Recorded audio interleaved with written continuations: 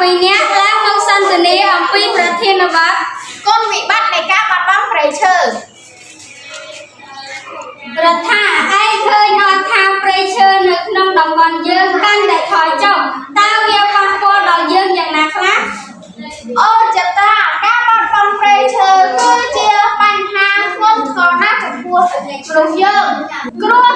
រាំងស្ងួតព្រៃឈើគឺជាធម្មជាតិជួយរក្សាសំណើមដីបើអត់មានវាភ្លៀងក៏តិចថែមទៀតគ្រោះធម្មជាតិ